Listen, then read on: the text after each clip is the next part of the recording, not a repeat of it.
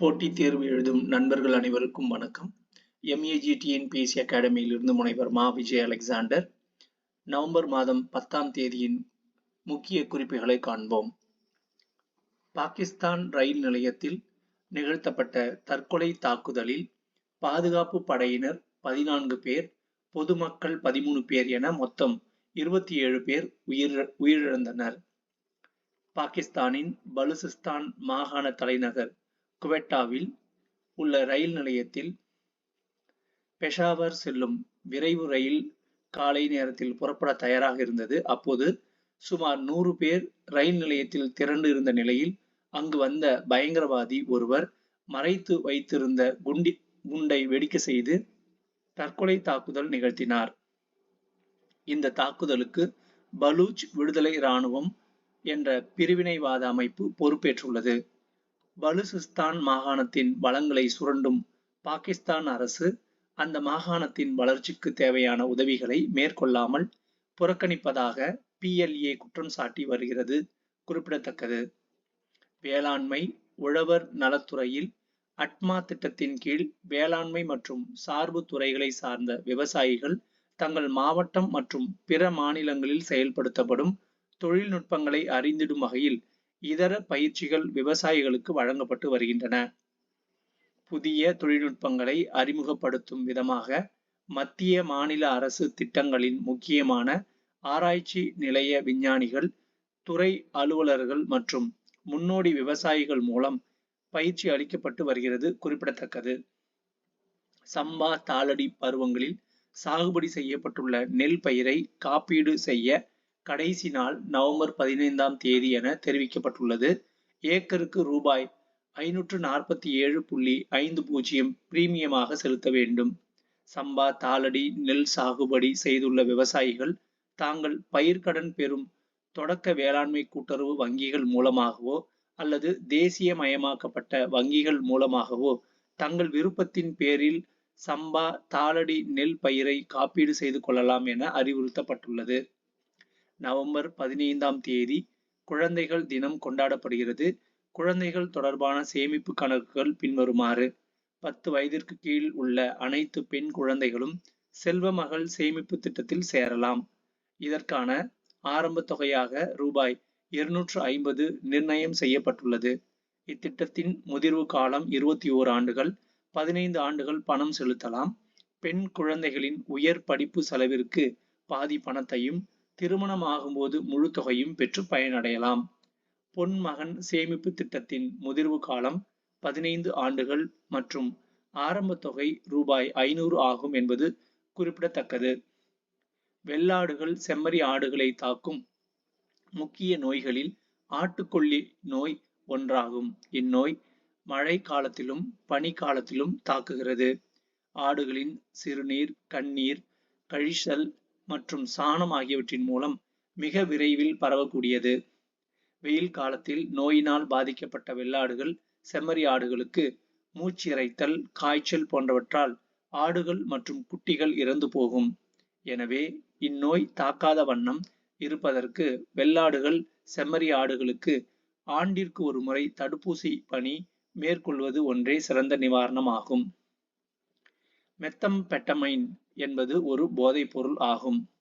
தமிழக அரசு அறிமுகம் செய்துள்ள ட்ரக் தமிழ்நாடு என்ற மலையேற்ற பயண திட்டத்தை கைவிட அரசுக்கு உத்தரவிட வேண்டும் என கோரி சென்னை உயர்நீதிமன்றத்தில் மனு தாக்கல் செய்யப்பட்டுள்ளது.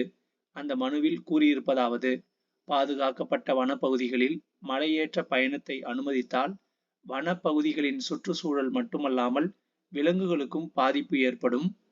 தமிழகத்தில் 38 யானைகள் வழித்தடங்கள் கண்டறியப்பட்டுள்ள நிலையில் அந்த பகுதிகளில் மலையேற்றத்தை அனுமதிக்கும் போது அதிக எண்ணிக்கையில் மனித நடமாட்டம் ஏற்படும். அதன் காரணமாக விலங்குகள் உணவு தேடும் நடவடிக்கை, இனப்பெருக்க நடவடிக்கைகள் பாதிக்கப்படும். மேலும் மனிதர்கள் மூலம் வன விலங்குகளுக்கு நோய் தொற்று பரவும் அபாயமும் உள்ளது.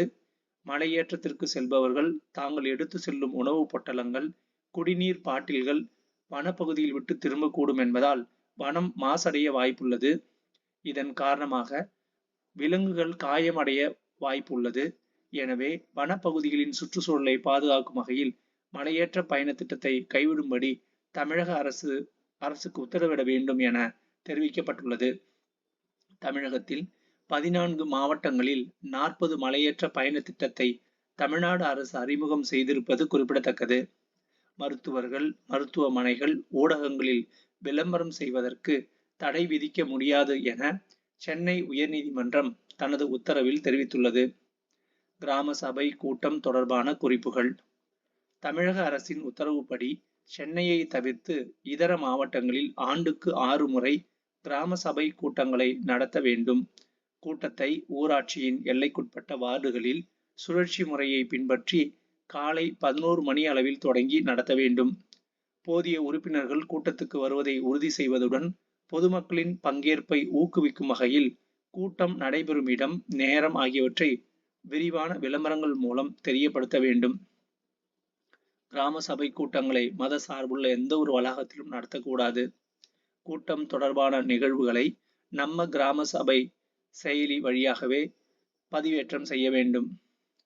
அது குறித்த அறிக்கையை ஊராட்சித்துறை இயக்குநரகத்திற்கு அனுப்பி வைக்க வேண்டும். மத்திய அரசு திட்டங்களின் கீழ் கடன் உதவிகள் வழங்குவதை அதிகப்படுத்த வேண்டும் என மத்திய நிதி அமைச்சர் நிர்மலா சீதாராமன் கேட்டுக்கொண்டுள்ளார்.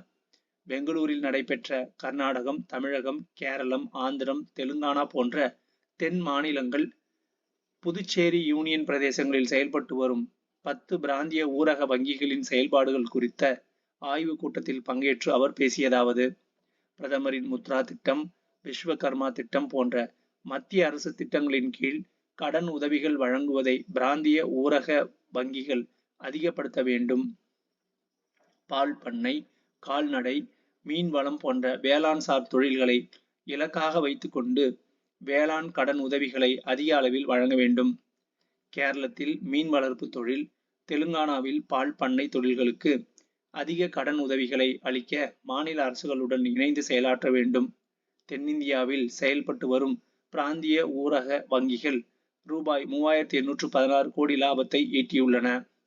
இது நாட்டில் உள்ள அனைத்து பிராந்திய ஊரக வங்கிகளின் மொத்த வளர்ச்சியை காட்டிலும் 50% கூடுதலாகும்.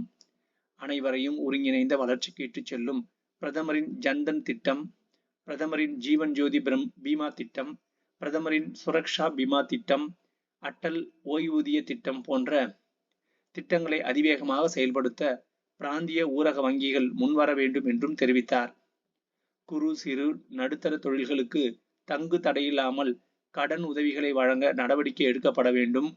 வாடிக்கையாளரை மையப்படுத்திய நுண் ஏடிஎம்கள், அழைப்பு மையங்கள், இணைய வங்கி, காணொலி KYC, RTGS, IMPS போன்ற பல்வேறு தொழில்நுட்பங்களை செயல்பாட்டுக்கு கொண்டு வரும் திட்டங்களை பிராந்திய ஊரக வங்கிகள் சிறப்பாக செயல்படுத்தி உள்ளது வரவேற்கத்தக்கது. ஒரு மாநிலம் ஒரு பிராந்திய ஊரக வங்கி என்ற திட்டம் குறித்து மாநில அரசுகளின் கருத்தை கேட்டிருக்கிறோம் என்றும் தெரிவித்தார். உத்தரப்பிரதேச மாநிலம் அயோத்தியில் அடுத்த ஆண்டு, அதாவது 2025 ஜூன் மாதம் நிறைவடைய இருந்த ராமர் கோயில் கட்டுமான பணி 3 மாதங்கள் தாமதமாக செப்டம்பர் மாதம் நிறைவடையும் என்று இக்கோயில் கட்டுமான குழுவின் தலைவர் நிருபேந்திர மிஸ்ரா தெரிவித்துள்ளார். உத்தரப்பிரதேசத்தில் உள்ள கங்கை நதியில் கழிவு நீர் மற்றும் சாக்கடை நீர் கலப்பதால் நீரின் தரம் சீர்குலைந்து வருகிறது என தேசிய பசுமை தீர்ப்பாயம் தெரிவித்துள்ளது. கரோனா முறைகேடு தொடர்பாக கர்நாடக முன்னாள் முதல்வர் எடியூரப்பா, முன்னாள் அமைச்சர் ஸ்ரீராமுலு ஆகியோர் மீது வழக்கு தொடர நீதி விசாரணை ஆணையம் அரசுக்கு பரிந்துரைத்துள்ளது என கர்நாடக சுகாதாரத்துறை அமைச்சர் தினேஷ் குண்டுராவ் தெரிவித்தார். முந்தைய கர்நாடக பாஜக ஆட்சி காலத்தில் கரோனா மருத்துவ சிகிச்சைகள் வழங்கியதில் முறைகேடு நடந்ததாக எழுந்த குற்றச்சாட்டை தொடர்ந்து கர்நாடக உயர் நீதிமன்ற ஓய்வு பெற்ற நீதிபதி மைக்கேல் டி குன்ஹா தலைமையில் நீதி விசாரணை ஆணையத்தை மாநில அரசு அமைத்திருந்தது குறிப்பிடத்தக்கது. தேசிய சட்ட உதவி ஆணைய செயல் தலைவராக உச்சநீதிமன்ற நீதிபதி PR கவாய் நியமனம் செய்யப்பட்டுள்ளார். தேசிய சட்ட உதவி ஆணையத்தின் புரவலர் தலைவர் பதவியை உச்சநீதிமன்ற தலைமை நீதிபதி வகிக்கும் நிலையில் அதன் செயல் தலைவராக தலைமை நீதிபதிக்கு அடுத்து உள்ள மூத்த நீதிபதி நியமிக்கப்படுவார். சமூகத்தில் நலிந்த பிரிவினருக்கு இலவச சட்ட உதவிகள் வழங்குவதை தேசிய சட்ட உதவி ஆணையம் தனது பணியாக கொண்டுள்ளது குறிப்பிடத்தக்கது. கனடாவில் காலிஸ்தான் ஆதரவாளர்கள் அதிக அளவில் உள்ளனர். ஆனால் அவர்கள் அனைவரும் சீக்கிய சமூகத்தை சேர்ந்தவர்கள் அல்ல என அந்த நாட்டின் பிரதமர் ஜஸ்டின் ட்ரூடோ தெரிவித்தார். சர்வதேச ஹாக்கி சம்மேளனத்தின் 2024ஆம் ஆண்டின் சிறந்த வீரர் விருது இந்திய கேப்டன் ஹர்மன்பிரீத் சிங்கிற்கும், சிறந்த கோல்கீப்பர் விருது PR ஸ்ரீஜேஷுக்கும் வழங்கப்பட்டது. காசா போரை முடிவுக்கு கொண்டு வருவதற்கான மத்தியஸ்த முயற்சிகளை தற்காலிகமாக கைவிட கத்தார் முடிவு செய்துள்ளது. ஆந்திர மாநிலத்தில் கடல் விமான சோதனை ஓட்டத்தை அந்த மாநில முதல்வர் சந்திரபாபு நாயுடு தொடங்கி வைத்தார். விஜயவாடா மாவட்டத்தில் உள்ள பிரகாசம் அணையில் இருந்து நந்தியால் மாவட்டத்தில் உள்ள ஸ்ரீசைலம் வரையில் இந்த சோதனை மேற்கொள்ளப்பட்டது. கடல் விமானங்கள் என்பது கடலில் இருந்து புறப்பட்டு மீண்டும் கடல் பகுதியில் அமைக்கப்பட்டுள்ள இறங்கு தளங்களில் தரை இறங்குவனவாகும். நன்றி.